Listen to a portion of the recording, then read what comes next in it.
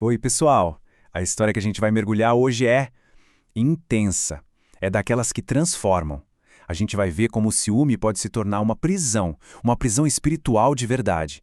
E como o perdão, junto com a reencarnação, pode ser a única chave para a liberdade.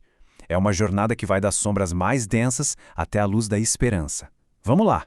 E essa frase, gente, ela é a chave para entender tudo. Ela mostra bem a prisão invisível que Odila, a personagem central dessa história, criou não só para ela, mas para todo mundo ao redor. E a gente vai descobrir juntos como essa corrente de tanto sofrimento pode, finalmente, ser quebrada.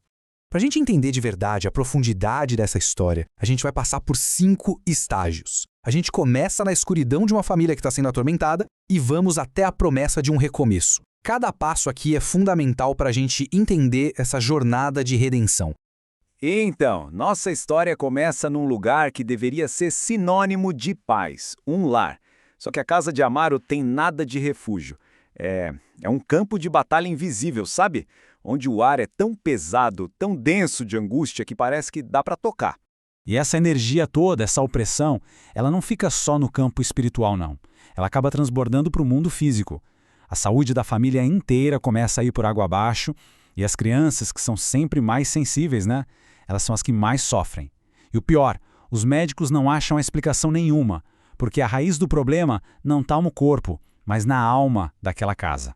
Chega num ponto que o ambiente fica tão, mas tão denso, que o ar parece que falta, fica literalmente irrespirável. E isso nada mais é do que a manifestação física do ciúme da Odila. Ela tá tão presa na própria dor que projeta toda essa amargura na família que um dia ela amou, transformando o lar em ruínas espirituais.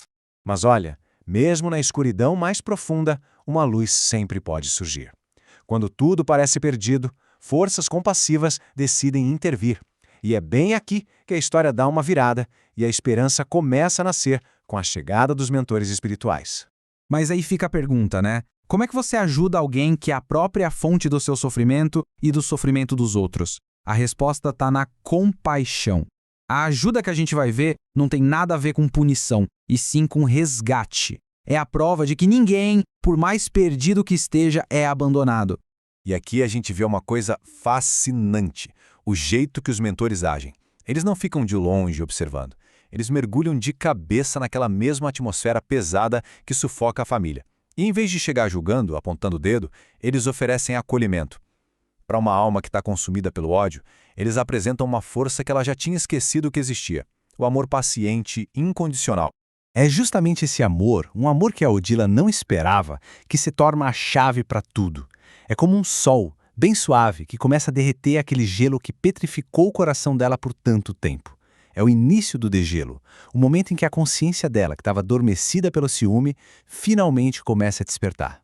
Pensem nessa cena, nesse momento. É uma transformação profunda. Depois de tanto tempo numa escuridão criada por ela mesma, a luz da compaixão finalmente consegue atravessar as barreiras que ela criou. E pela primeira vez, Odila não sente só a dor dela, mas a dor que ela causou nos outros. E as lágrimas que caem, não são mais de raiva. São de um arrependimento que começa a purificar a alma dela. E aqui está a grande lição que liberta a Odila. Ela percebe que aquilo que ela chamava de amor era, na verdade, posse. Era um sentimento que prende, que acorrenta. O amor verdadeiro, aquele que os mentores mostram para ela, é o amor que liberta. É querer a felicidade do outro, mesmo que essa felicidade não inclua você. É a passagem do puro egoísmo para a doação. Com o coração finalmente aberto para a cura, Odila é, com todo cuidado, retirada daquele ambiente de dor. A jornada dela agora a leva para um tipo de santuário espiritual, um lugar preparado para tratar as feridas mais profundas da alma dela. Vamos entender o que é esse lar da bênção. Não pensem num paraíso, tá? Pensem mais como um hospital para a alma. Um lugar de muita serenidade, de muita luz, onde cada detalhe foi pensado para a recuperação. Lá, a jornada da Odila não está no fim, mas numa parada essencial para ela entender suas feridas e se fortalecer para o passo mais importante de todos. E nesse santuário, a cura não é passiva, sabe? É um trabalho mesmo. Com a ajuda dos mentores, a Odila revisita o passado dela, mas não para sofrer de novo. É para entender a raiz daquele ciúme todo. Cada nó de ressentimento é desatado com cuidado e ela começa a se fortalecer para um maior desafio da existência dela, a reconciliação. E agora, a gente chega na parte mais inacreditável dessa jornada de cura. A solução para um nó tão profundo não é simplesmente esquecer, mas transformar. E a ferramenta para essa transformação é uma das mais poderosas do universo, a reencarnação. Olhem só essa transformação, que coisa impressionante. A perseguidora de ontem, que vivia só para causar dor, está se preparando para ser a cuidadora de amanhã. Onde antes existiam correntes de ódio, agora vão existir laços de amor. O ciclo vicioso está prestes a se tornar um ciclo virtuoso. A solução que a espiritualidade apresenta é de uma sabedoria, de uma lógica impressionante. O plano é que Odila renasça não longe, mas no coração da família que ela tanto prejudicou. Ela vai voltar como filha, destinada a receber amor e cuidado justamente da mulher que um dia foi o alvo principal do ciúme dela. É uma inversão de papéis perfeita para curar tudo.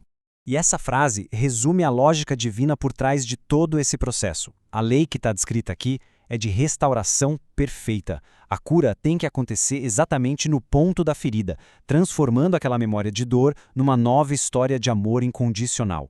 Essa história toda deixa a gente com uma baita reflexão, né? Ela sugere que não existe erro que não possa ser reparado, nem ferida que não possa ser curada. E nos faz pensar, será que o amor, agindo através do tempo, através de novas oportunidades como a reencarnação, será que ele é, no fim das contas, a força suprema de reequilíbrio do universo?